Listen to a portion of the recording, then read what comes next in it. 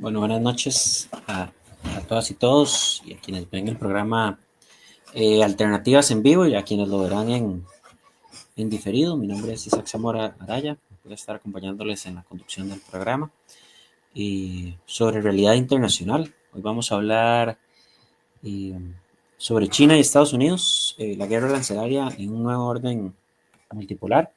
Nos acompañan Andrea Rucabado, que es bachillerato en Economía y analista de mercado, y Brad Xiang, politólogo y parte del diplomado de estudios sobre América Latina y China, a quienes les agradezco muchísimo la anuencia, les agradecemos muchísimo como parte del staff del programa Alternativas, la anuencia a participar del programa en un tema eh, tan complejo y que iremos como tratando de analizarlo y de simplificarlo, ¿verdad? Para que todas las personas podamos como comprenderlo y analizarlo, ¿verdad? Más que actualmente y con la velocidad de las redes sociales, la información sobre el tema es constante y cambiante, y muy cambiante. Entonces, pues bueno, vale la pena detenerse un momento a analizarlo, a contemplarlo. Y, y bueno, no sé, si gustan se presentan para iniciar. Bueno, buenas noches, buenas tardes. Como ya dijo Isaac, bueno, mi nombre es Andrea Rucado Stadhagen, tengo un bachillerato en Economía de la Universidad Nacional y actualmente trabajo en el sector financiero como analista de mercado. Em, y este tema me parece que es sumamente relevante para entender eh, pues lo que pasa en el mundo actualmente, ¿no? Porque nos afecta, nos guste o no. Entonces sí, me parece un tema muy importante. Em, Voy a traer algunos conceptos importantes a lo largo de la entrevista y voy a explicarlos de la forma más simple, ¿verdad? Para que todas las personas, pues que tampoco se espera que sepan de conceptos así económicos, puedan entender porque es importante, ¿verdad? Yo considero que la economía debería ser para todos, para todas y para todos. Em, entonces, mi enfoque va a ser un poco tal vez explicativo. Espero que los datos que les traigo sean de su interés y cualquier consulta, cualquier duda, cualquier aclaración que necesiten, nada más me interrumpen y me dicen. Muchas gracias, Andrea. Brad, Muchísimas gracias, Isaac, y a las personas que nos están escuchando y viendo, saludarles. Y bueno, como mencionaba Isaac, soy politólogo, me he adentrado un poco en el tema de los estudios sobre China y también soy estudiante de maestría en Relaciones Internacionales. Algo muy importante sobre este tema es que hay personas a quienes les gusta estudiar China o les gusta estudiar Estados Unidos. Al final nos damos cuenta de que no se puede estudiar el uno sin el otro en esta configuración del escenario internacional que tenemos actualmente. Entonces, parte de eso es lo que esperamos abordar, dar un panorama general respecto a cómo está la situación a nivel global entre Estados Unidos y China y un poco también por qué nos concierne tener estas discusiones. muchísimas gracias, Andrea y Brad. Sí, tal vez para iniciar, eh, les agradecería justamente eso que mencionan, ¿verdad? Como un contexto introductorio. ¿Cómo surge, verdad? Bueno, el dato que tengo, ¿verdad? De inicios del 2018 con la imposición de aranceles por parte de Estados Unidos, la respuesta de China e implementación de aranceles a productos estadounidenses afectando mercados como el de la soja y la tecnología. Pero bueno, tal vez ustedes pueden ampliar si de verdad el conflicto o la disputa se remonta a 2018 en mayor escala y en menor escala más o menos desde hace cuánto, ¿verdad? Y los orígenes pues de esto. ¿Quién desea iniciar? Bueno, yo creo que si lo queremos ver como el conflicto, ha iniciado muchísimo antes. Quizás hay unos puntos clave que tenemos que analizar para comprenderlo un poco más atrás, que es el inicio o el ingreso de China a la Organización Mundial del Comercio. Ese es un punto clave que, digamos, genera una otra problemática añadida para los Estados Unidos, que es el déficit comercial que tiene actualmente, y que es a partir de los 2000 y con el ingreso de China a la OMC que empieza a crecer y a crecer, ¿verdad? Hasta los niveles en los que tenemos el día de hoy. Es en el 2018 en el que Trump destapa un tema que ya varios analistas habían conversado al respecto, pero lo destapa en términos públicos y lo utiliza como parte de su campaña. Y es justamente el tema del déficit comercial que hay entre Estados Unidos y China. Eso, pues Andrea lo podrá explicar mejor, pero básicamente es la diferencia que hay entre lo que se importa y lo que se exporta hacia un país. Es decir, que lo que importa China de Estados Unidos es mucho menos que lo que importa Estados Unidos de China. Es por eso que en el 2018 Donald Trump, además de señalar el problema, eh, considera que la estrategia para poder disminuir esa brecha, esa diferencia comercial, es a través de los aranceles, ¿verdad? Y eso genera un montón de contradicciones, principalmente respecto a la defensa que ha tenido históricamente Estados Unidos de la economía de libre mercado, dado que el establecimiento de aranceles implica eh, implica, digamos, estar en contra de las críticas también que Estados Unidos ha realizado constantemente en la OMC respecto a un supuesto proteccionismo por parte de China y de otros países a la economía cuando se trata de subsidiar a empresas nacionales y otras cuestiones que consideran que están en contra del libre comercio, ¿verdad? Entonces, eso se posiciona también como una contradicción. ¿Cómo más o menos está el tema del déficit comercial? En, en el año 2016 más o menos estaba en 21%, ¿verdad? Antes de que asumiera Trump.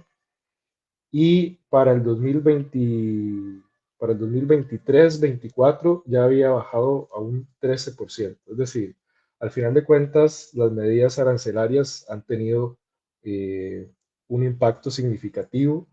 Sin embargo, también tenemos que ver la otra parte, que es que China no solo ha disminuido las exportaciones a Estados Unidos por el tema de los aranceles, sino que también ha tratado de buscar otros mercados, especialmente en el sudeste asiático, en América Latina y en África, justamente, digamos, también siguiendo una gran estrategia de China que lanzó cuando asume Xi Jinping, que es la Belt and Road Initiative, iniciativa de la franja y la ruta, que pues ha ido, ¿verdad?, en crecimiento en los últimos años.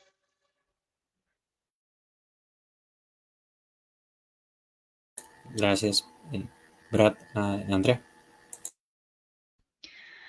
Sí, em, bueno, me parece sumamente importante el contexto que acaba de dar Brad y pues varios de los puntos que traía eran bastante parecidos, entonces no voy a repetir, sin embargo, sí me gustaría dar un par de datos, ¿verdad?, de ciertos problemas que enfrenta Estados Unidos que podrían empezar a revelar tal vez por qué hay como una preocupación latente y entonces el presidente de Estados Unidos, Trump, vende a los gringos, ¿verdad? Las tarifas como una solución, pero una solución a cuál problema, ¿verdad? Entonces, en primer lugar, lo que mencionó ahora, la balanza comercial negativa. ¿Esto qué quiere decir? Que sí, que importan más de lo que exportan, o sea, gastan mucho más de lo que generan. En el 2024, el déficit comercial de Estados Unidos con el resto del mundo aumentó un 17% en comparación con el 2023 y es un poco menos de $1 billón el déficit que tienen anual, que es un montón, ellos son el país más endeudado del mundo, no en términos del Producto Interno Bruto, pero en términos absolutos, ellos son el país que más deuda tienen. Ahora, con respecto a China, el déficit comercial de Estados Unidos en ese mismo año fue de un poquito menos de 300.000 millones de dólares y es el mayor déficit comercial que tiene Estados Unidos con cualquier otro país del mundo, ¿verdad?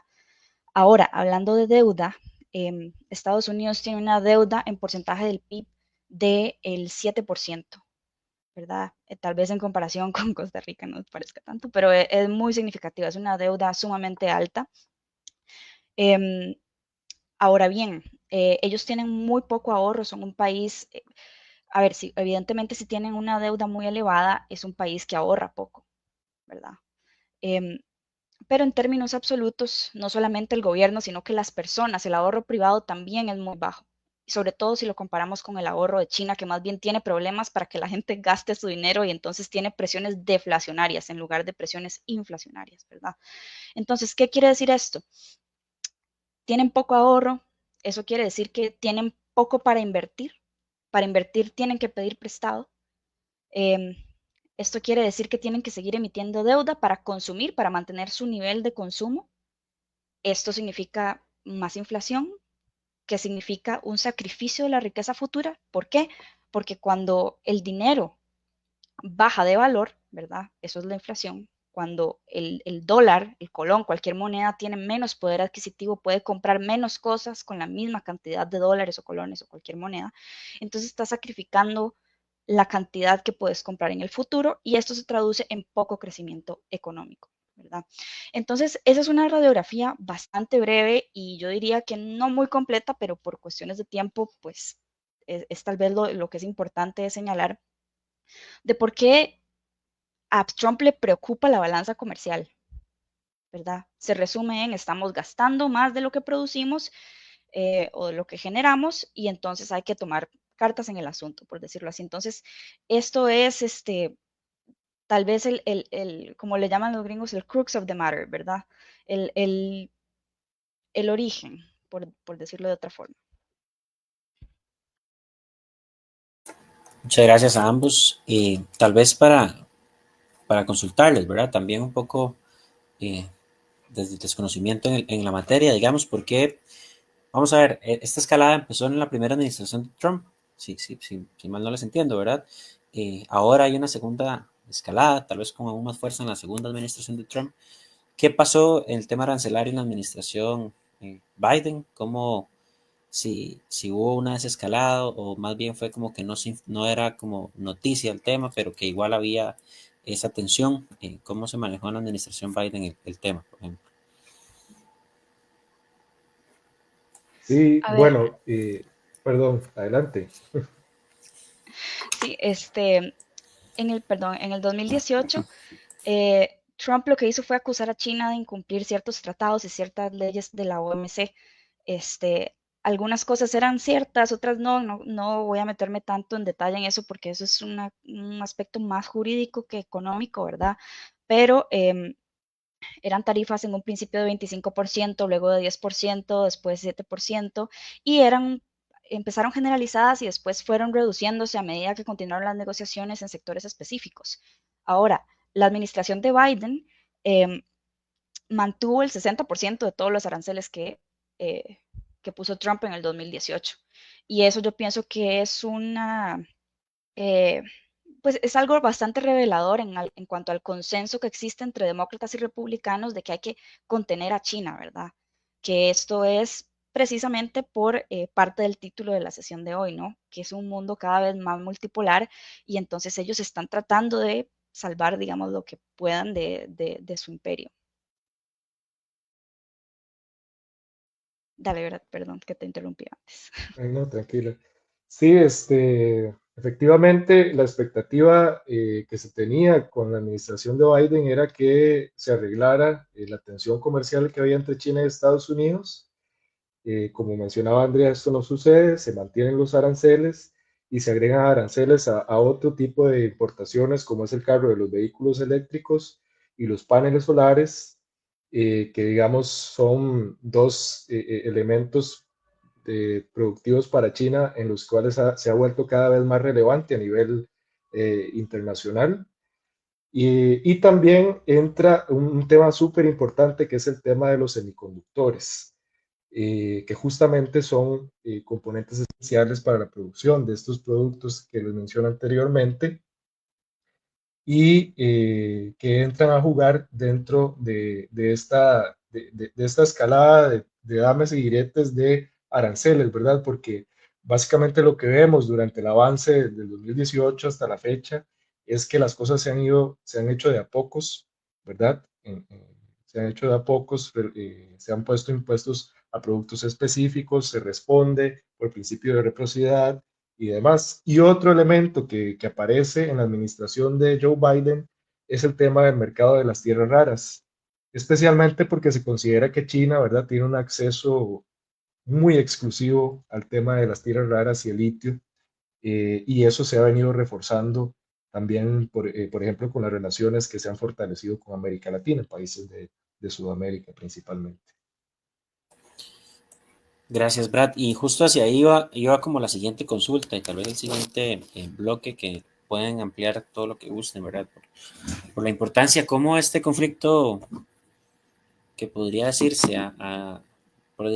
cualquier persona, como bueno, es un conflicto arancelario entre las dos potencias, conmigo nada que ver, eh, cómo ha repercutido y cómo ha avanzado, eh, afectando relaciones internacionales de ambos países, de ambas potencias, y también generando nuevas alianzas estratégicas de ambos. ¿Cómo ha repercutido pues esto más allá de los dos países? Y por dónde se ha debilitado y fortalecido como cada uno en materia de relaciones internacionales. Andrea, Okay. Cambiamos de orden. A ver, ¿cómo nos repercute? Tiene que ver con las cadenas de valores, ¿verdad? Si Estados Unidos nos pone un impuesto de 25% a todo lo que nosotros le vendemos, a todas las exportaciones, eh, la gente muchas veces piensa que es la empresa la que va a pagar eso, pero no es el consumidor final, ¿verdad? Entonces, lo que probablemente pase es que empiecen a importar menos, nos empiecen a comprar menos porque para ellos es más caro y la gente no puede costeárselo, al mismo tiempo que se reducen las ganancias de las empresas que exportan.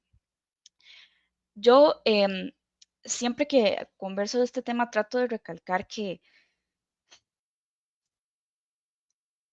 las tarifas y sobre todo con Trump, es muy particular de Trump, hay que pensar en las tarifas iniciales como un medio y no como un fin, ¿verdad? Esto es una herramienta que él usa para negociar y para presionar a los países más pequeños a alinearse con el bloque, ¿verdad? Porque va Costa Rica a llegar a decirle a Trump, no, ¿verdad? Eh, lo que pasa es que a medida que China ha crecido, a medida que también han habido desafíos a nivel militar para Estados Unidos, particularmente con Rusia, por ejemplo, eh, ya no necesariamente funciona como lo hubiera hecho hace 20 años, por ejemplo. Eh, Cada vez comerciar con China es más atractivo, no solamente porque es un mercado mucho más grande, con mucho mayor crecimiento, eh, sino que también típicamente los tratados que ellos hacen con otros países tienen mejores términos para los países pequeños. Entonces, ahora es incluso más atractivo comerciar con China en ciertos productos, no quiero generalizar, pero cada vez va mejorando, cada vez se va haciendo más atractivo comerciar con China. Como pueden ver, incluso primero puso las tarifas, después las subió un montón, después hizo una pausa de 90 días, después la corte acaba de quitarlas y después apelaron, entonces las volvieron a poner. Em, Hay que pensar en todo esto también como un instrumento para incidir en el mercado de valores de Estados Unidos, que tal vez acá en Costa Rica eso nos parece como foráneo, como que aquí nada que ver, pero sí, todos los fondos de pensiones que tenemos acá, todo eso se invierte en fondos de inversión en el mercado de valores de Estados Unidos y otros mercados grandes alrededor del mundo, entonces yo diría que nos afecta en todo sentido, ¿verdad? Nos afecta en las exportaciones, nos podría afectar incluso en las importaciones, porque también ellos presionan a que los demás impongan sanciones también, ¿verdad? Y eso era parte de lo que él estaba pidiendo en un inicio, que los demás también, que podía considerar bajar los aranceles si nosotros también le poníamos impuestos a China, ¿verdad? Em, entonces nos afecta en toda la balanza comercial. nos afecta en nuestras pensiones, en cómo financiamos deuda, etcétera, etcétera. Entonces, sí, yo diría que es sumamente importante para Costa Rica y para todos los demás países del mundo realmente comprender cómo funciona la deuda y sobre todo por qué. Uno tiene que tal vez escarbar y pensar qué es lo que quiere, ¿verdad? Con Trump nunca hay que quedarse eh, con lo que dice, ¿verdad? Siempre hay que tratar de deshilar y de leer entre líneas y tratar de descifrar los intereses que hay detrás. Adelante. Sí, bueno, yo quería profundizar un poco como en cuál es la situación de cada país y luego también ver cómo nos afecta, que ya claramente Andrea lo ha colocado. Eh, Primero, y ya acercándonos, digamos, hacia los acontecimientos más recientes, cuando Trump lanza el tema de los aranceles para todo el mundo, eh, lo plantea como un tema de un renacimiento de la industria estadounidense, una reindustrialización, dado que el sector manufacturero obviamente se debilita a partir del ingreso de China a la OMC, porque China produce, hace sus productos de una forma más barata.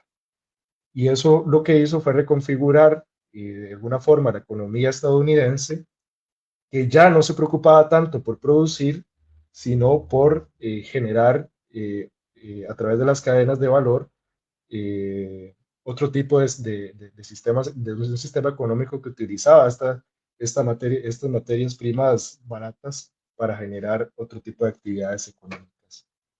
La cuestión es que, como dice Andrea, con Trump hay que ver los mensajes entre líneas. Un proyecto de reindustrialización no se puede lograr en 5 años de gobierno.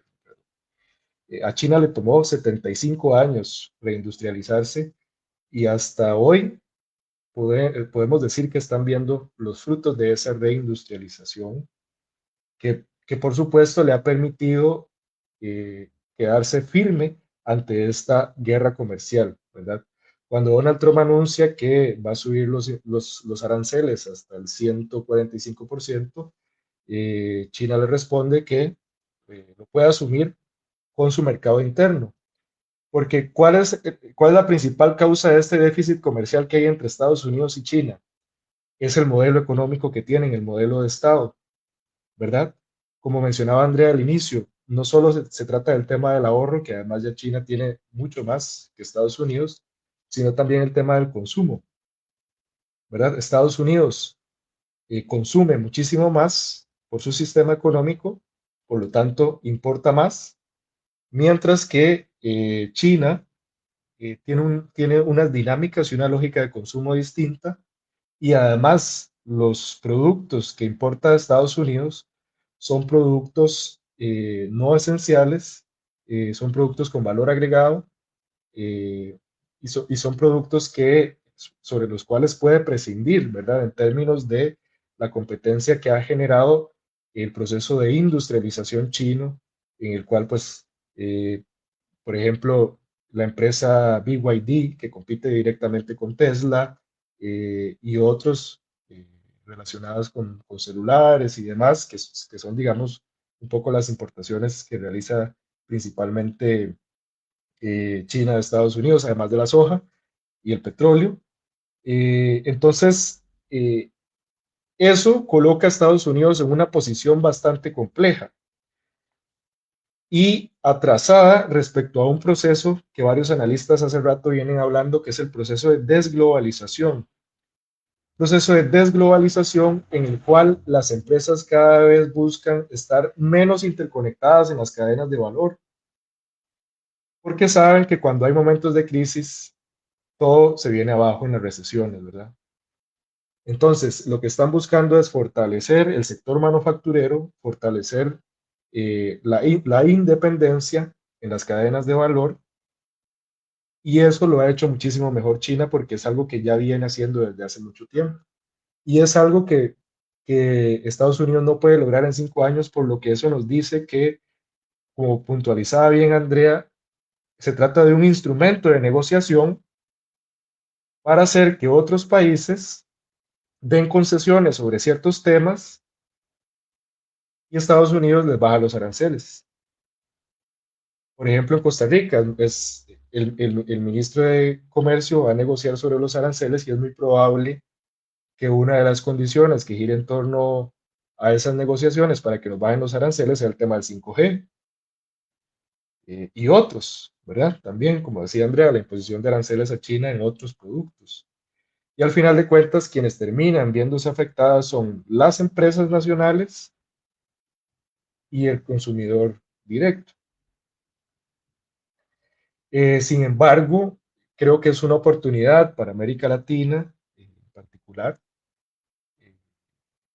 saber leer cómo se está realizando esta reconfiguración de las cadenas de valor, esta reconfiguración, esta desglobalización, para poder colocarnos en una posición estratégica que nos permita independizarnos un poco más a nivel comercial de Estados Unidos y tener la flexibilidad de acceder a otros mercados y, y a otros países como socios comerciales.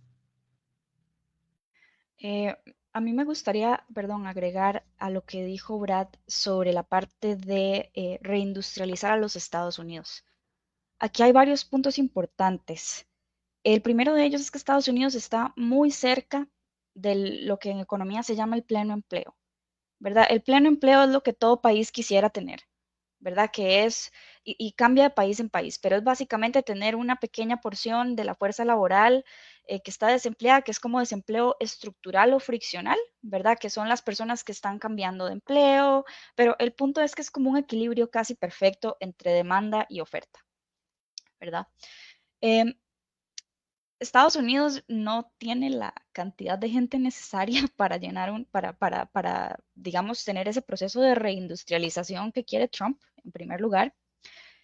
Tampoco tiene la capacidad instalada ni la cadena de suministros que necesitan, ¿verdad?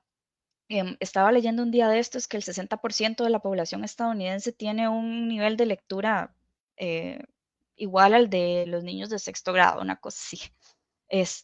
Entonces, la gente muchas veces piensa que China eh, que las empresas van a China a producir porque es barato. Y sí, es más barato que Estados Unidos, pero realmente hoy ya China no es el país más barato para producir.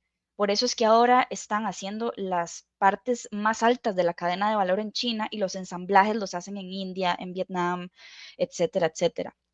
Eh, pero siguen yéndose para China porque ellos tienen la cadena de suministros completa, porque tienen la capacidad instalada y porque tienen la mano de obra calificada necesaria para poder llevar a cabo todos estos procesos de producción. Estados Unidos no lo tiene y como decía Brad, es un proceso muy largo para lograr tenerlo.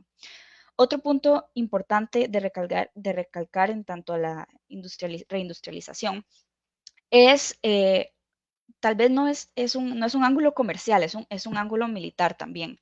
Recuerden que en las guerras, cuando, pues cuando un país entra en una guerra, el sector manufacturero del país, de la sociedad civil, este, se utiliza para producir todo el armamento y todo lo demás.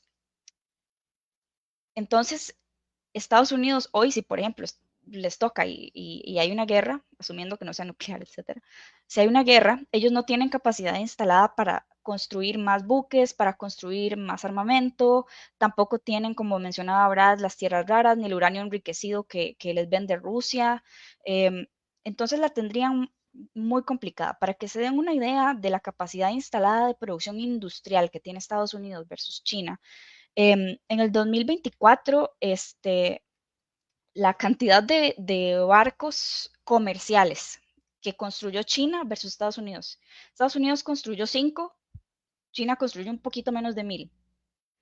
Y en términos de construcción de barcos militares, China construyó 400 y Estados Unidos, no me acuerdo, eran como 200, una cosa así.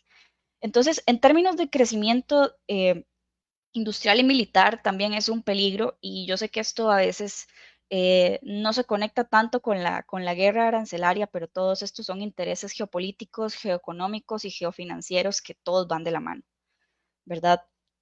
Em, sobre este punto también, no sé si lo vamos a tocar más adelante, em, pero sobre las medidas que China implementó y las armas financieras que China tiene para hacer frente a estos aranceles de Trump, em, bueno, lo podemos discutir más a fondo en otra sección de la entrevista, pero a lo que quiero llegar es que todo esto va de la mano y en resumen, Trump no tiene necesariamente las cartas en términos económicos para hacer frente a una guerra comercial como sí las tiene China.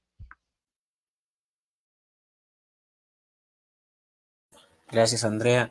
Y Brad, sí, tal vez quedándome también con este tema y las repercusiones, ¿cómo ha sido no solo la repercusión, sino la reacción de gobiernos, hablemos en nuestra región, de gobiernos latinoamericanos, porque también juega un papel trascendental, ¿verdad? El mapa de Latinoamérica se va reconfigurando mínimo cada 2 años, ¿verdad? En procesos electorales muy cambiante, principalmente en el sur.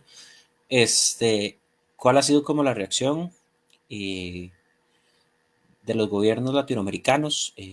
Bueno, por ejemplo, el de Claudia, ¿verdad? En México, que sí ha sido como admirada y tiene como una aprobación importante respecto a las políticas en su país, respecto a las políticas arancelarias de Trump. Entonces, ¿cómo se ha manejado esa posición? ¿Qué tan riesgoso es como plantársele a una de las dos? Y cómo podría eh, cuál de las dos podría como sacar mayor provecho, no, pero pues verse más beneficiada de las posiciones de la región, ¿verdad? Porque Estados Unidos, lastimosamente, bueno, lastimosamente no, ha sido su política durante años, pero ese afán de vernos como un patio trasero en el que China se quiere meter, este, y hay gobiernos en los que sí claramente sienten una mayor tendencia a apoyar las políticas chinas y entonces cómo se ha manejado eso y cómo se está manejando. Bueno, es importante resaltar que en esta cuestión de lanzamiento de los aranceles globales de Donald Trump, en primera instancia hubo un lanzamiento de aranceles para México, Canadá y China específicamente, que estaban relacionados con el tema de la migración y el fentanilo, ¿verdad? El crimen organizado. En el caso particular de México y Canadá, junto con Estados Unidos, ellos tienen un tratado de libre comercio especial, por decirlo así, que se ha ido renovando a lo largo de los años. El, el mejor conocido como TME, que se llama así actualmente. Y justamente los tratados es curioso porque la mayoría de personas consideraría que un tratado de libre comercio liberaliza más el comercio, pero más bien lo restringe, porque el tratado de libre comercio establece reglas muy específicas de acuerdo con las condiciones y con las relaciones que se tengan con el país con el que se está estableciendo. Por eso, digamos, también la imposición de aranceles eh, para todos los países, o para los países que tienen un tratado de libre comercio con Donald Trump, pues es un poco contradictorio.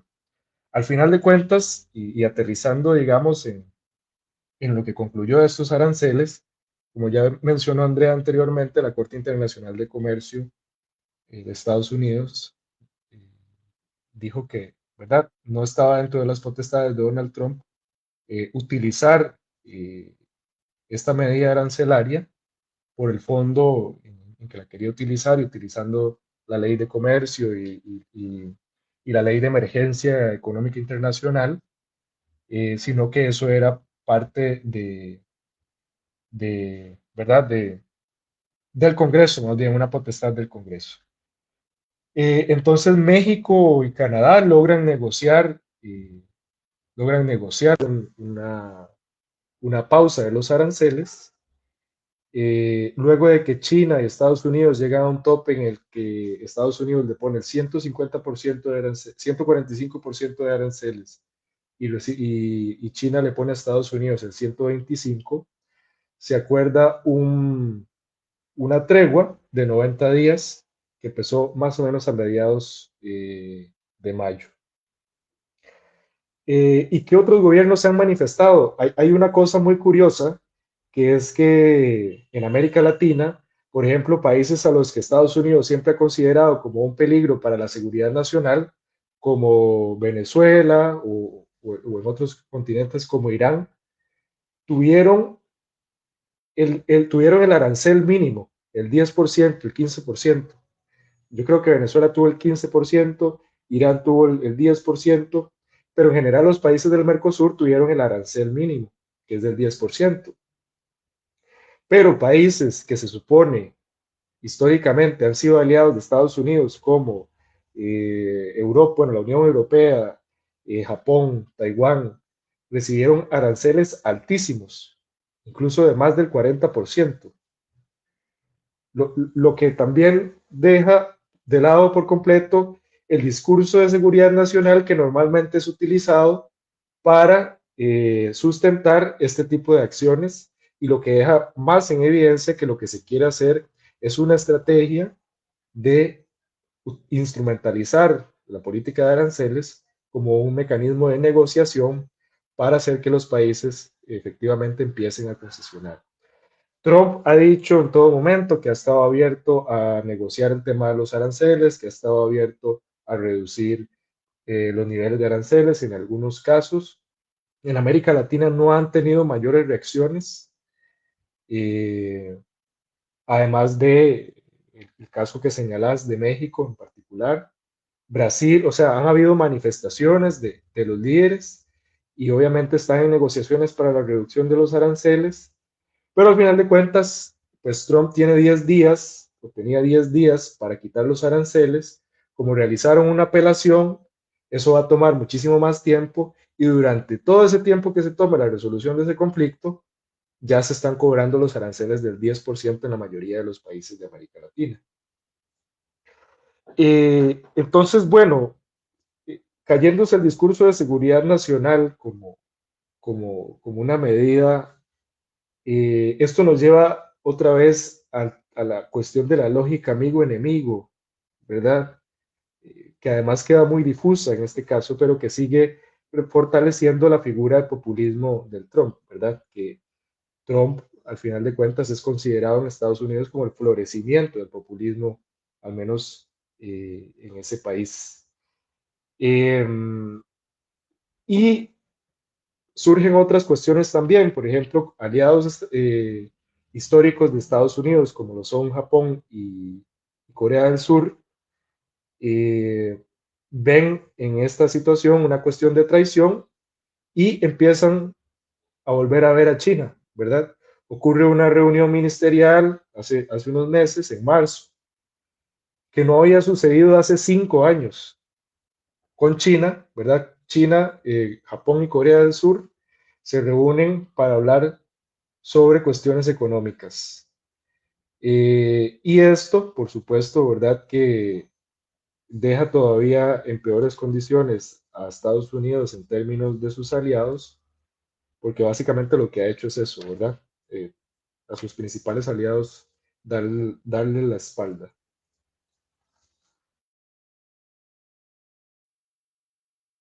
Sí, me parece que la explicación que acaba de dar Brad es sumamente completa. Em, yo concuerdo con que América Latina en estos últimos años se ha vuelto un poco más insubordinada, em, principalmente porque también el crecimiento de la balanza comercial de América Latina con China ha crecido enormemente, al punto en que ya China supera como socio comercial a Estados Unidos en gran parte de países de América Latina.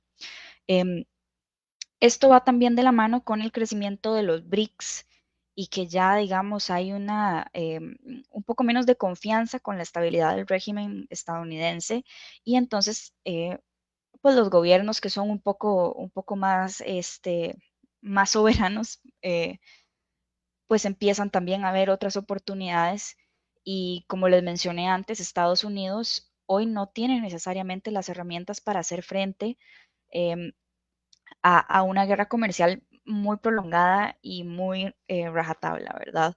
Em, sí, sí considero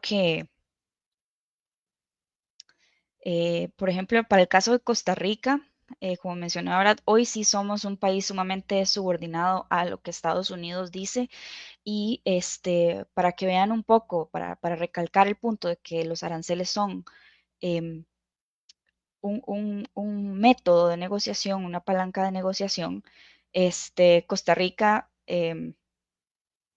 ¿verdad? Costa Rica sí tiene un superávit de exportaciones con Estados Unidos, es decir,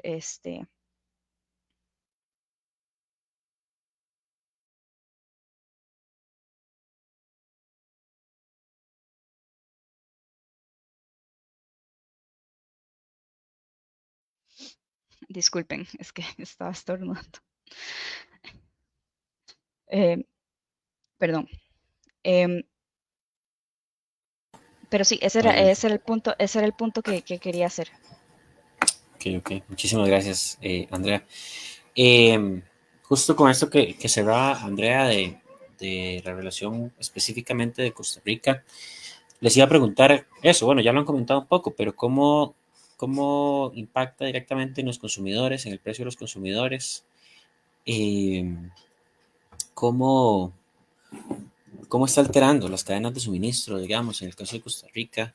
Si no hay ninguna, de momento, alteración, eh, ¿cómo lo ven para el caso específico de Costa Rica también? Y pues también, como lo hablábamos de México y Brasil, que han sido un poco más insubordinados, Costa Rica ha sido un poco más subordinado en los últimos años con Estados Unidos. Este, ¿Cómo ven el caso de Costa Rica todo este conflicto? ¿Verdad? Bueno, Costa Rica restablece relaciones con China en el 2007, en el gobierno de Oscar Arias.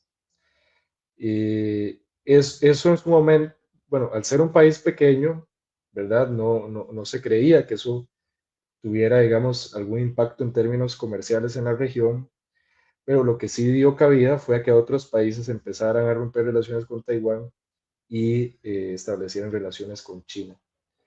De ahí que se viene el fortalecimiento de que China se vuelva cada vez más el principal socio comercial de los países de América Latina y el Caribe. Todavía hay países que no tienen relaciones con China, sino con Taiwán. Y bueno, cercanos a Costa Rica, el caso de Guatemala, ¿verdad? Y ahí yo quería puntualizar una cosa en particular, que es el tema geográfico, y geoestratégico y geopolítico.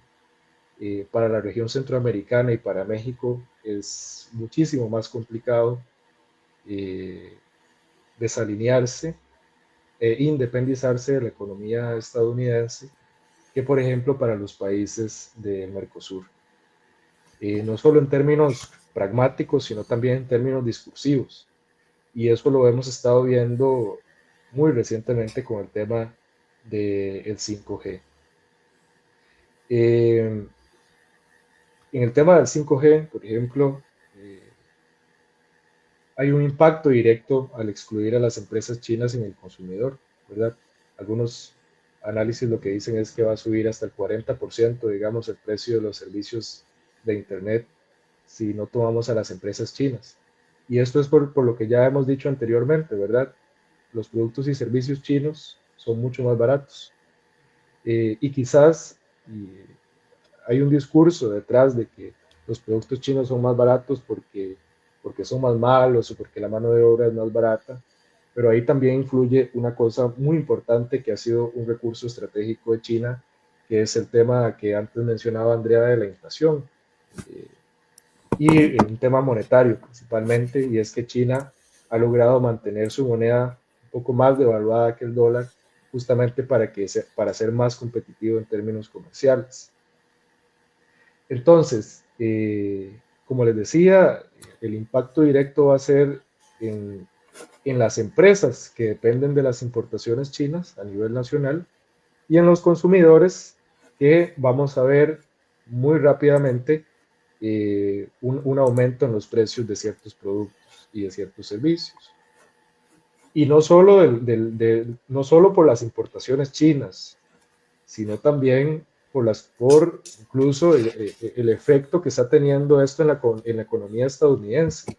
El problema de la economía estadounidense y del dólar y de las reservas de oro que tienen es que si en Estados Unidos hay una recesión, va a ser una recesión global, ¿verdad? Y por supuesto que nos va a afectar a Costa Rica, Centroamérica y a los países de América Latina, por lo que ya hemos mencionado, ¿verdad? Entonces, un caso concreto en que nos va a afectar, por ejemplo, es el caso de Walmart, que es un caso que surgió recientemente, ¿verdad? En el cual Walmart en Estados Unidos hace un reclamo por el tema de las importaciones y lo caro que está saliendo, pero las empresas nunca van a asumir esos costos. Al final de cuentas, si Walmart tiene que importar mucho más caro productos chinos para venderlos, lo va a hacer, pero quienes los asumen van a ser los consumidores finales. Entonces, pues vamos a tener esos efectos. China va a seguir, China va a seguir apareciéndose, ¿no?, como un socio estratégico para la región, y es muy probable que necesitemos tener cada vez más una posición más pragmática respecto a las relaciones que tenemos con otros países y no tanto ideológica, ¿verdad? Porque al final de cuentas, al menos China ha sido algo que ha manejado bastante claro. El comercio es libre mercado, ¿verdad?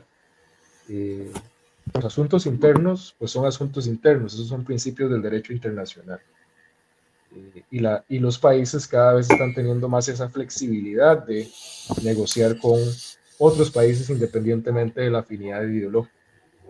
Y esa es la posición que hay que tener, porque en la medida en que más nos cerremos, en términos de cuestiones ideológicas y el miedo de que van a vender nuestros datos, ¿verdad? Acá tenemos Facebook y todas las redes sociales y Estados Unidos controla nuestros datos desde hace años, ¿verdad? Eh, y al final de cuentas, si ambos países logran tener acceso a esos datos, básicamente aquí lo que estaríamos decidiendo es a quién queremos darle nuestros datos.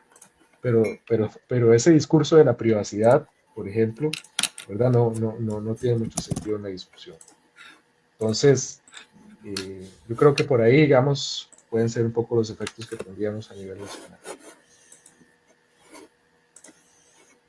Bueno, de mi parte, al inicio de la sesión les conversé un poco sobre las consecuencias económicas directas que tienen los aranceles, ¿verdad? Sobre la economía de Costa Rica.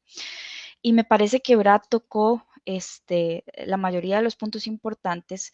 Entonces, yo me quería enfocar en esta frase que no sé si han escuchado porque en los últimos días ha circulado mucho en redes sociales, que dice que Estados Unidos puede quedar aislado en su proteccionismo, ¿verdad?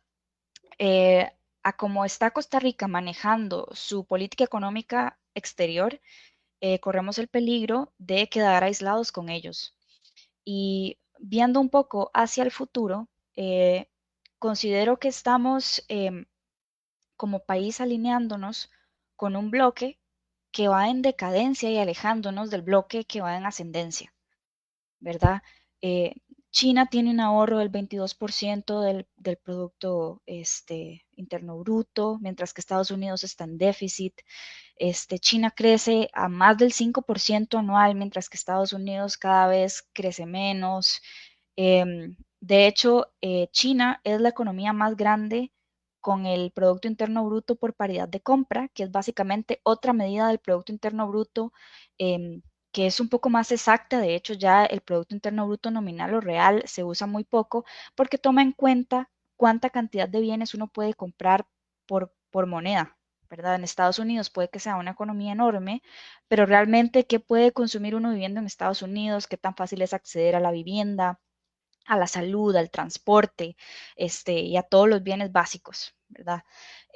China desde hace años es la economía más grande por paridad de compra. Em, en este sentido, a lo que quiero llegar es que, como dije antes, nos estamos perdiendo de una oportunidad única que es el surgimiento de un mundo multipolar, ¿verdad? Estamos alineándonos desde el principio sin considerar otras oportunidades incipientes que podrían y probablemente tendrían términos más favorables en términos de comercio para Costa Rica. Esto también traería más seguridad, ¿verdad? No depender ni de uno ni de dos socios comerciales gigantes, sino que como está haciendo China muy inteligentemente, que es diversificar sus socios comerciales. No sé si han visto que en los últimos días en YouTube salen un montón de anuncios de Temu, de Alibaba, em, porque ellos están en una campaña de diversificación de mercados. Costa Rica no, Costa Rica más bien está todavía alineándose cada día más fuertemente con el régimen norteamericano. em, y eso yo creo que en el largo plazo, sobre todo, va a ser muy detrimental para el crecimiento económico y social del país.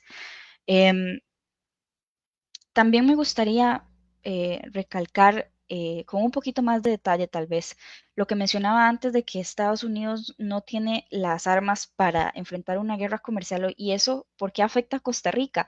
Porque claro que eso eh, deteriora la confianza de esta economía, mientras que la de China, ellos tienen las armas financieras para hacer frente a una guerra comercial. Eh, China es el segundo poseedor de deuda de Estados Unidos más grande del mundo. Entonces, si por ejemplo China mañana dijera y tira la toalla y dice, vendo toda la deuda de Estados Unidos que tengo, el dólar prácticamente desaparece, ¿verdad? Entonces, en términos financieros reales, China tiene más poder que Estados Unidos en ese sentido monetario de la deuda. Em, no quiero decir que Estados Unidos ya no es una potencia ni que el dólar o sea, no quiero tampoco exagerar, pero sí quiero recalcar que China es mucho más fuerte tal vez de lo que los medios aquí nos presentan que es, ¿verdad? Aquí nos venden una idea de China muy rudimentaria y mucho menos experimentada e inteligente de lo que es en términos de guerra comercial. Em, entonces sí, yo creo que a Costa Rica, como va, eh, no está siendo inteligente en su toma de decisiones, no está siendo pragmática, está convirtiendo un tema económico en un tema ideológico. em, pues yo sí considero que mal, ¿verdad? Em, que más bien deberíamos de diversificar socios, diversificar mercados y aprovechar la oportunidad que tenemos, porque precisamente lo que están haciendo los dos bloques es pelearse por los países pequeños. ¿Qué mejor posición para negociar para un país como Costa Rica que esa?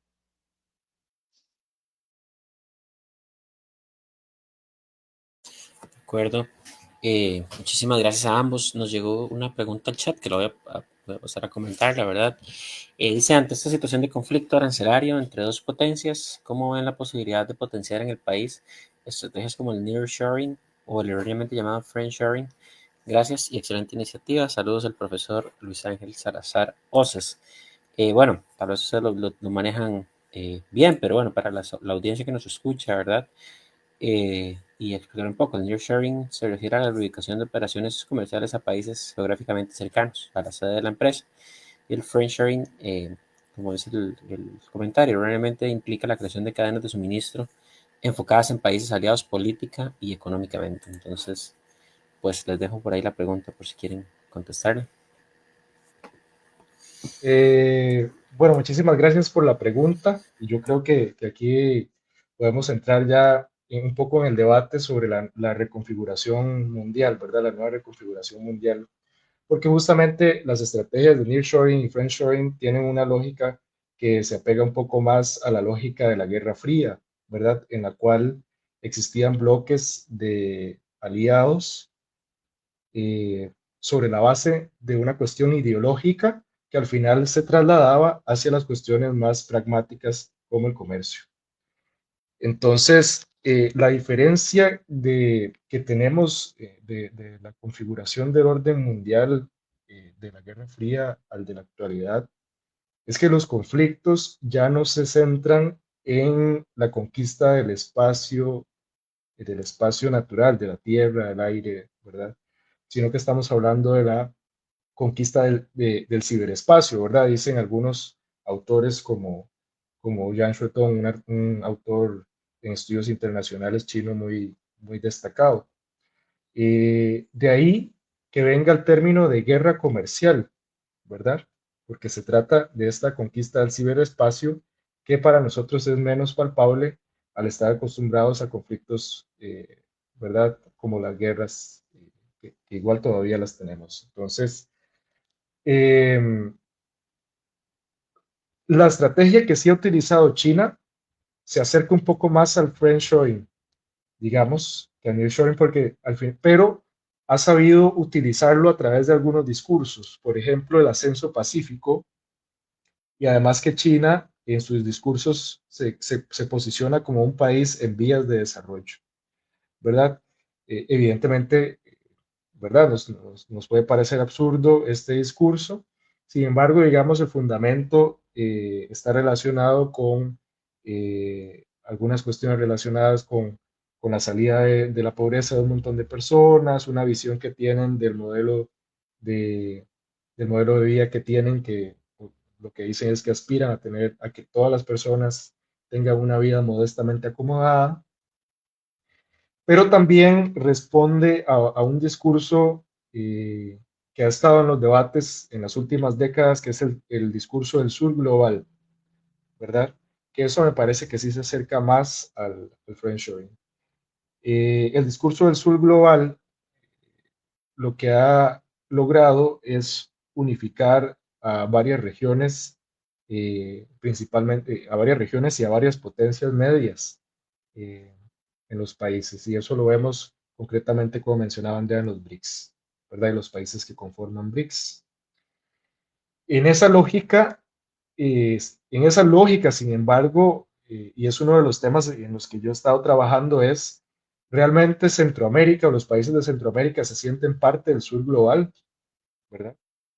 Y retomo el tema de que estamos en una posición geoestratégica bastante compleja por justamente la otra parte de la pregunta, que es el nearshoring, ¿verdad?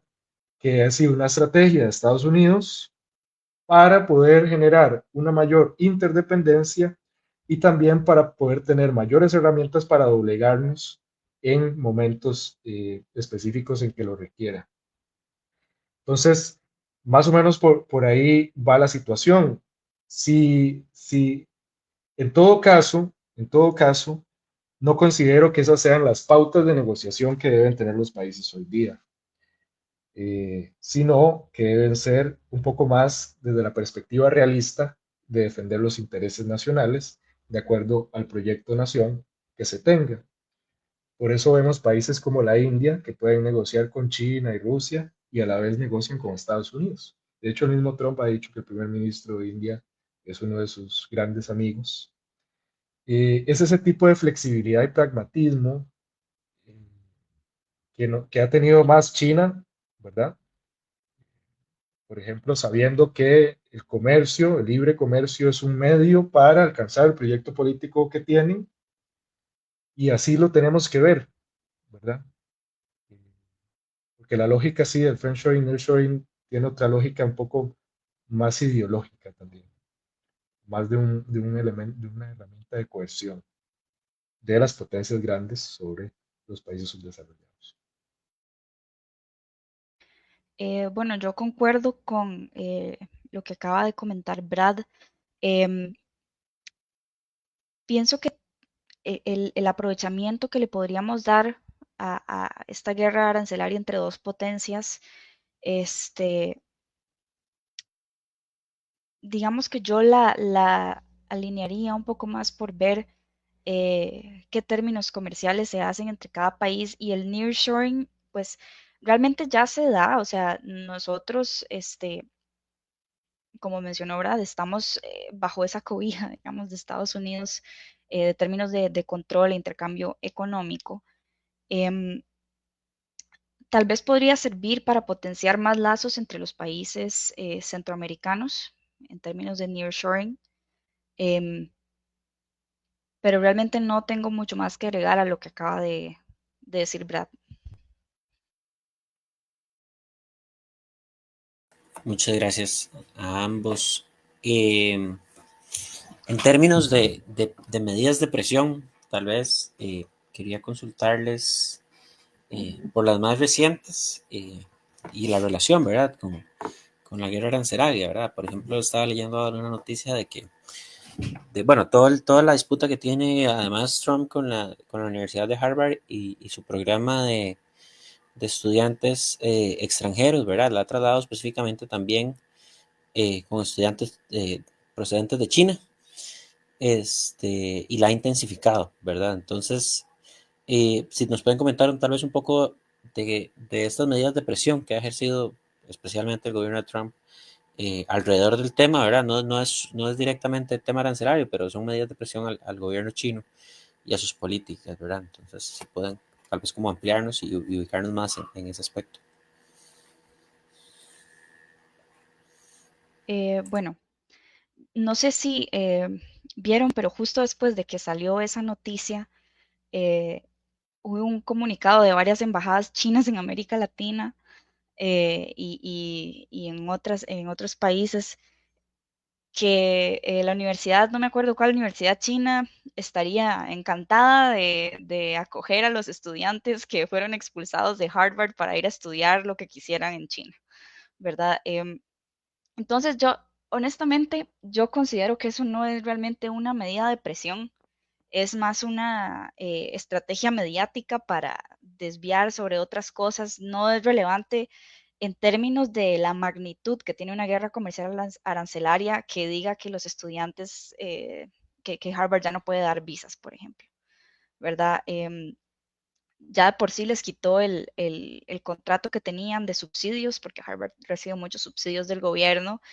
em, y considero que sí, que para la magnitud de lo que es una guerra comercial entre China y Estados Unidos, no podría calificarlo como una medida de presión. Sí podría calificarlo como una eh, estrategia, si se le quiere llamar así, mediática, eh, a saber por qué razón, pero esa es mi postura al respecto.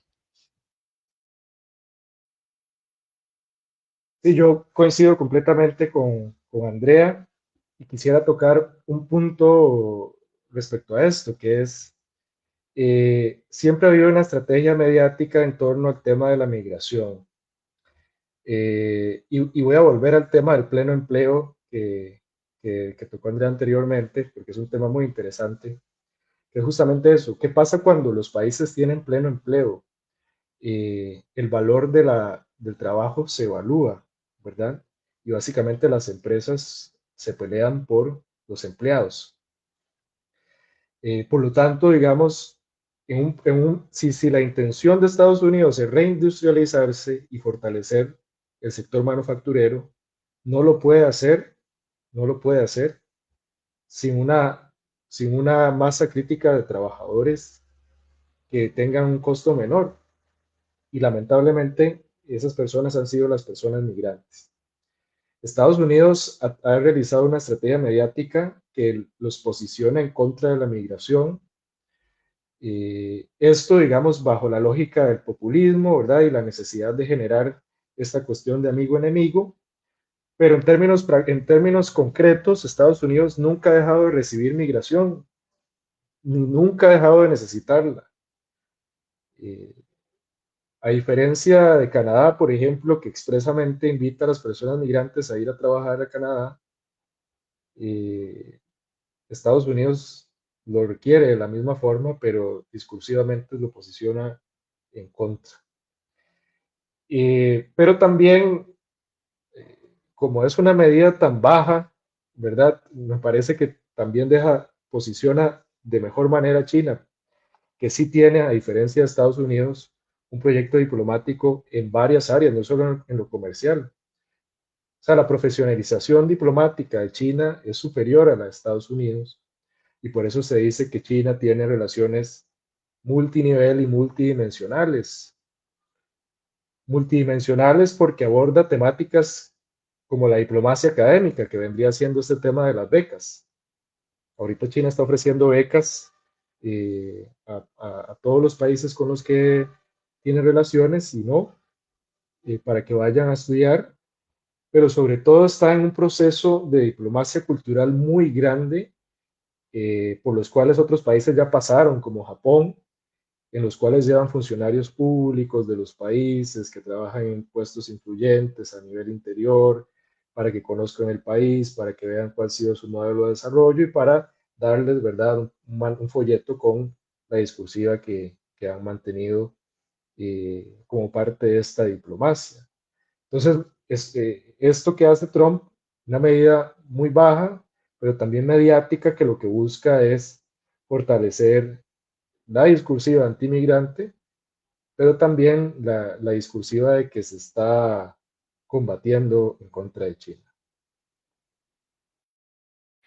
A eso yo quisiera agregar, incluso que China ha sido más exitosa en sus medidas para hacer presión para contrarrestar la guerra comercial. Por ejemplo, en su momento devaluó la moneda, lo que hace sus exportaciones más baratas, entonces está compensando el costo que le estarían generando a las empresas y a los consumidores los aranceles de Trump. Además de eso, dio subsidios a varios sectores que serían los más afectados. Y además de eso, lo que mencioné antes de amenazas en cuanto a la venta de deuda estadounidense. Em, Esas sí son medidas de presión económica reales que son o que tienen el poder, digamos, de mover el tablero de la guerra arancelaria actual.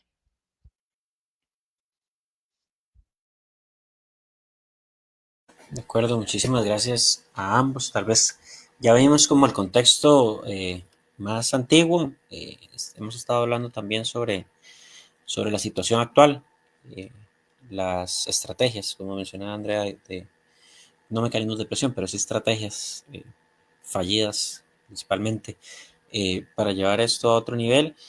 Pero ahora quisiera hablar de la proyección también, ¿verdad? ¿Qué, qué viene a corto y a mediano plazo en esta disputa? Que como les decía al inicio, ¿verdad? Día a día son decenas de noticias y de tomas de decisiones de Trump respecto a este tema, también de China, pero a corto y a mediano plazo, ¿qué podemos esperar de la nueva configuración, ¿verdad? También. Y sí, bueno, en ese sentido, ¿cómo lo ven ustedes?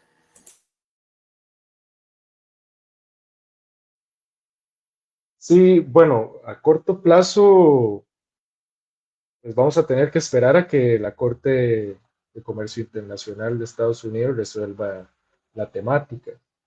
Estados Unidos ha presentado una apelación, respecto a la estimación de esa medida, y si ganan la apelación, si ganan la apelación, pues van a poder seguir, imponiendo estos aranceles y utilizándolos como mecanismo de negociación, como palanca de negociación.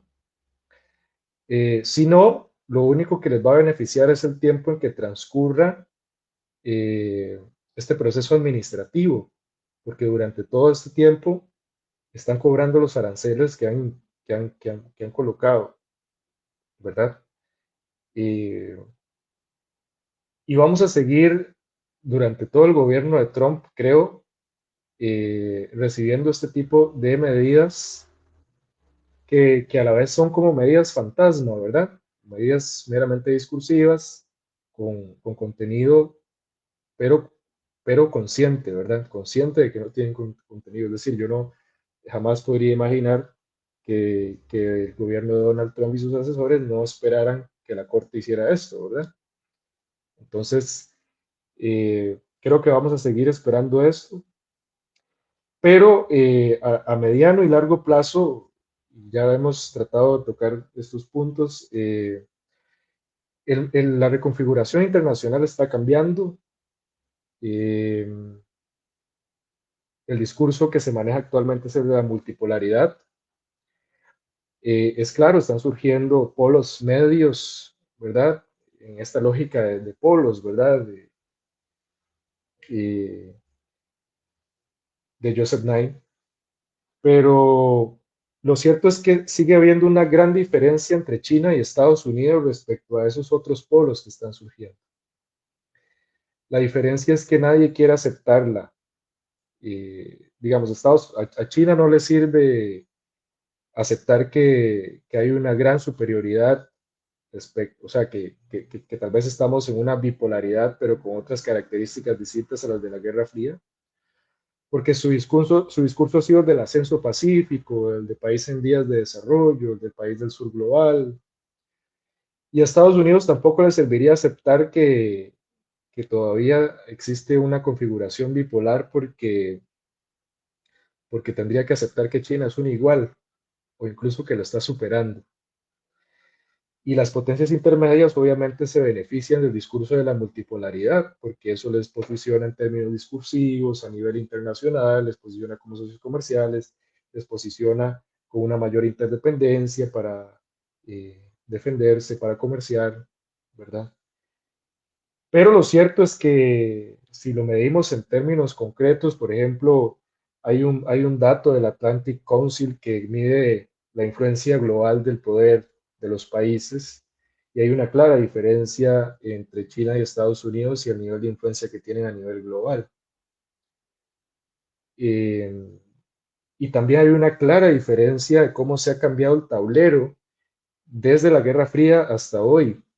En los periodos de la Guerra Fría había una mayor influencia de Estados Unidos y sus aliados a nivel global, pero ahora China tiene una mayor influencia a nivel mundial y se reforzó paradójicamente con la pandemia. Y después de la pandemia, por ejemplo, el comercio de China fue de los que más incrementó y en general, a nivel mundial, vemos una reconfiguración en el cual pareciera ser cierto que el sur global realmente está surgiendo. Y lo vemos en datos concretos como el que mencionaba Andrea del crecimiento del PIB. ¿Verdad? El crecimiento del PIB está siendo mucho mayor en regiones de Asia, África y América Latina incluso, que Estados Unidos y la Unión Europea. Entonces, si no sabemos leer eso, si no estamos bien posicionados, como decía Andrea, en el lado de los países que están en ascenso, puede ser que, como también señalaba Andrea, nos estemos yendo para abajo junto con Estados Unidos. De mi parte, yo creo que, bueno, en el corto plazo podríamos esperar una volatilidad moderada de los mercados. Y digo volatilidad moderada porque pienso que ahora todo el mundo sabe cómo juega Trump, ¿verdad? Así como China estaba lista para enfrentar aranceles porque es su segundo término y entonces es la segunda vez que aplica este tipo de medidas, entonces pues yo esperaría una volatilidad moderada y digo moderada de nuevo, solamente para aclarar que no sería tan errática como al inicio del anuncio de los aranceles, ¿verdad? Em, También esperaría que las cosas se calmen y que podamos leer con un poco más de claridad cómo está el tablero geopolítico económico mundial después de las elecciones del midterm, porque Trump utiliza una especie como de proteccionismo electoral, ¿verdad? Prometiéndole a las industrias manufactureras que él va a traer los trabajos de regreso, etcétera. Todo eso también hay que verlo como eh, un discurso electoral, ¿verdad? Que las midterms para ellos son sumamente importantes. Eh, Otra cosa que considero que va a ser determinante es la reacción de la Fed, ¿verdad? Eh, no sé si están familiarizados con una frase que dijo Trump una vez que decía que el enemigo de Estados Unidos no era China, era la Fed. O el problema de Estados Unidos no era China, era la Fed. Eh, para resumirles un poco esto, Trump lo que quiere es que la Fed baje las tasas de interés para refinanciar deuda, ¿verdad? Porque si las tasas de interés bajan, es más barato pedir dinero prestado y entonces Estados Unidos puede pedir prestado a un costo más barato y eso ayudaría muchísimo, digamos, a las presiones fiscales que tiene el gobierno de Estados Unidos. Esa es una de las hipótesis que se han hecho de por qué los aranceles. Que no tocamos antes, pero sí me parece importante de mencionar. Entonces también dependiendo de lo que haga Powell, que es el presidente de la Fed en este momento hasta el 2026. Entonces así también va a reaccionar Trump, ¿verdad? Esos son dos factores que sin ellos todavía no podríamos, pienso yo, dar una hipótesis contundente de cómo podría verse ahora sí en el largo plazo eh, las consecuencias que ha tenido esta guerra arancelaria entre las dos potencias. Tal vez lo que yo me atrevería a decir como una opinión muy personal es que el bloque ascendente va a ser el ganador. Hay otra frase que me gusta mucho, que es que China es inevitable. China no es buena ni es mala, China es inevitable, ¿verdad? Yo considero que es muy, muy, muy cierta esa frase. Si no ha superado a Estados Unidos en términos económicos ya, dependiendo de las métricas, lo va a hacer en prácticamente todas las métricas en los próximos entre 5 y 10 años. Esas son las proyecciones que hay públicas, digamos, de diversos medios de economía. Em, y reitero y concuerdo de nuevo con lo que dijo Brad, que nosotros tenemos que ser más inteligentes a la hora de ver con qué bloque alinearnos, qué nos conviene más a nosotros como país em, y, y diversificar nuestra red de mercados. Eh, porque tampoco es que Costa Rica está en una situación fiscal y económica súper buena, ¿verdad? Entonces estaríamos como disparándonos a nosotros mismos en el pie si no vemos más allá de Estados Unidos, si no vemos más allá de las glorias del imperio norteamericano, eh, que poco a poco, según los datos que hemos mencionado hoy, creo que se ha evidenciado que va poco a poco en decadencia.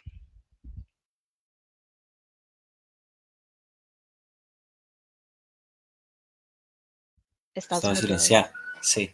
Muchísimas gracias, Brad y Andrea. Tal vez para ir finalizando y para hacer una reflexión final, pero también consultarles y que a partir de ahí realicen la reflexión final. ¿Cómo podemos nosotros estar más al pendiente, va? ¿Por qué medios? ¿A qué tenemos que darle seguimiento? ¿De qué tenemos que estar pendientes, digamos, sin que todo esto sea abrumador? Pero sí que nosotros sepamos, en términos populares, por dónde andan los tiros. eh, y bueno, que sea como lo mejor en lo que podamos como informarnos, estar al día, eh, a qué temas o áreas o decisiones tenemos que estar pendientes en los próximos días.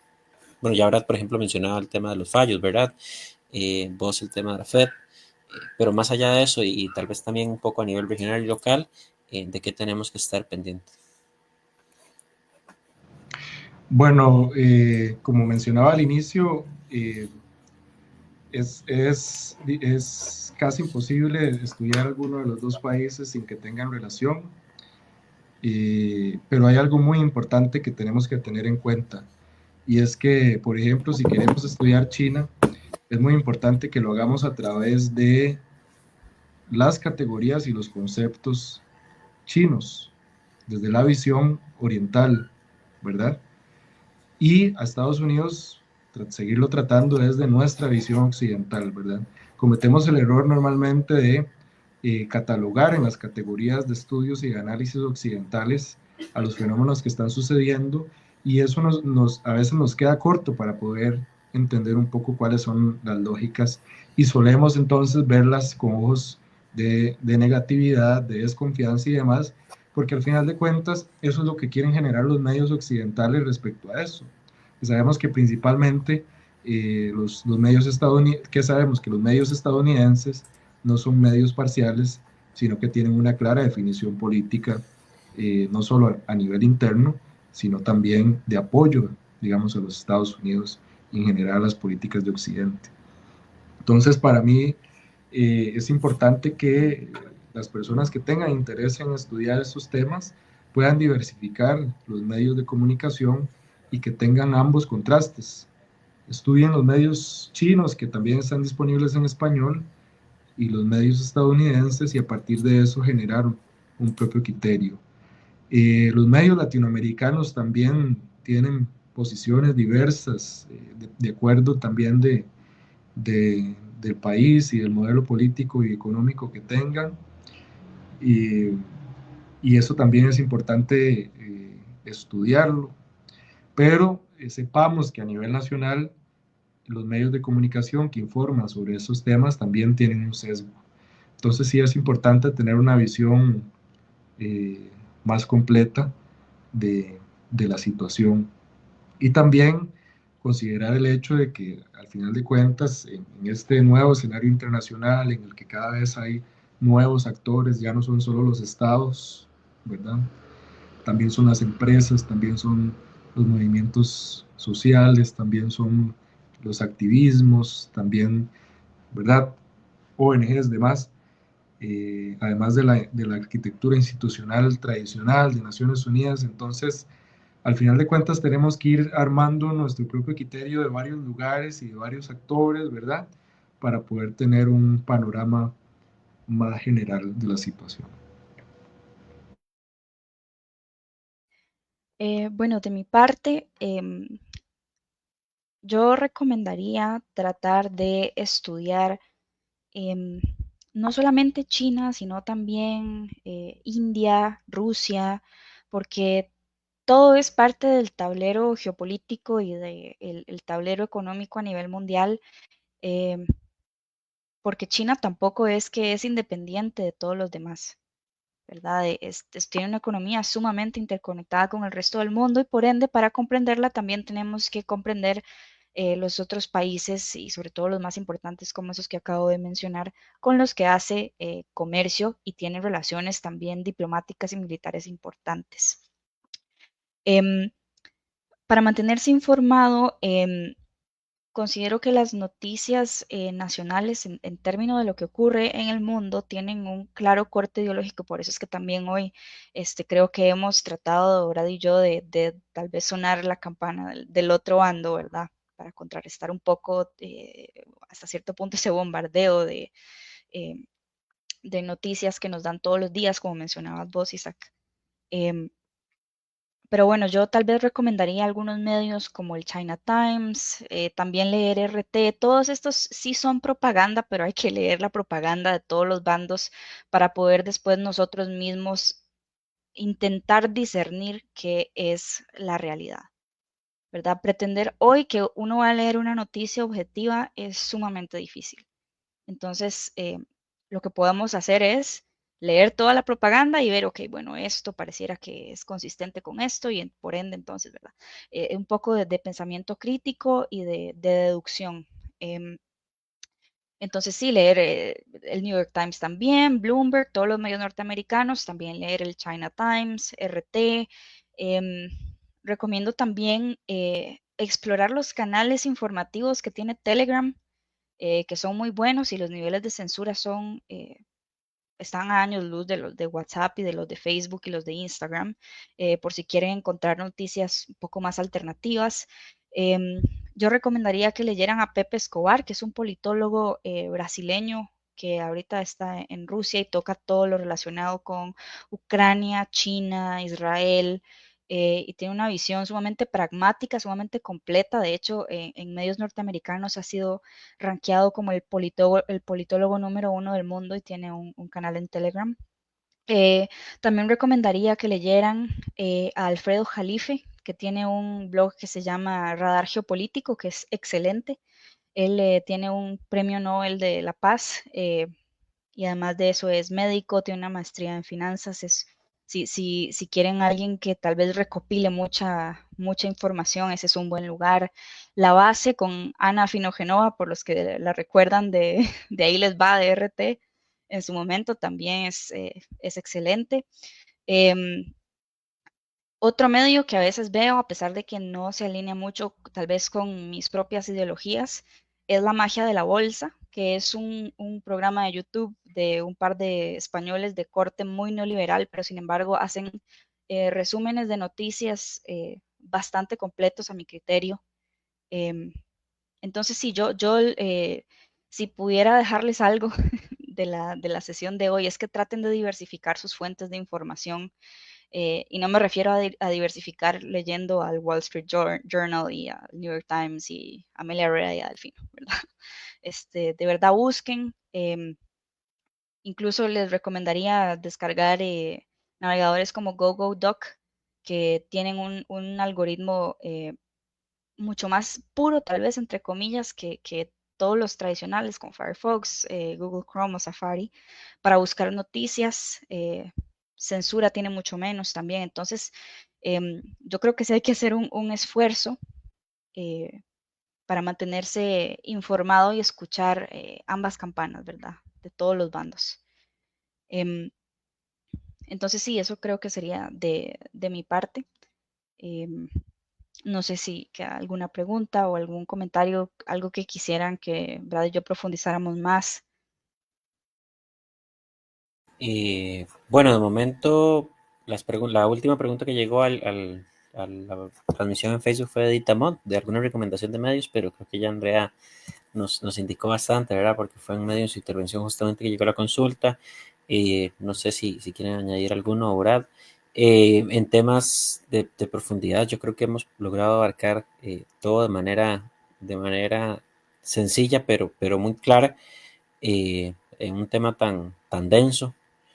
Eh, También este espacio de alternativas posiblemente le vaya a seguir dando seguimiento al tema. Pues esperemos tenerles muy pronto nuevamente por acá, ¿verdad? Bueno, el programa de realidad internacional lo tenemos aproximadamente cada mes y medio, pero bueno, esperemos como darle seguimiento a las plataformas de Facebook y alternativa y de Instagram por diferentes mecanismos, ya sean videos cortitos o imágenes, ¿verdad? Porque es un tema en el que tenemos también, no solo este tema, pero en general también como el deber de, de tratar de diversificar las opiniones, como decía Andrea, el sesgo va a existir, ¿verdad? De donde se comunique. Sin embargo, es importante dar esa disputa también incluso mediática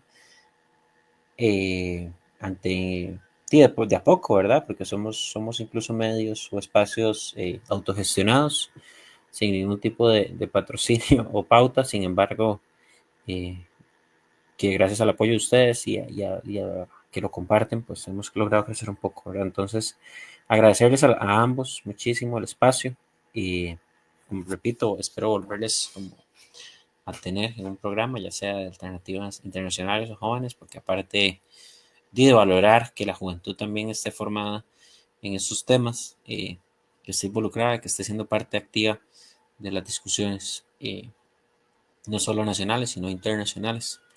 Entonces, y a todas las personas que estuvieron conectadas viéndonos y a quienes, repito, lo van a ver en diferido, un saludo cordial y nos vemos la próxima semana. Buenas noches. Buenas noches, Buenas Isaac. noches, Muchas muchas gracias. gracias. Fue un placer.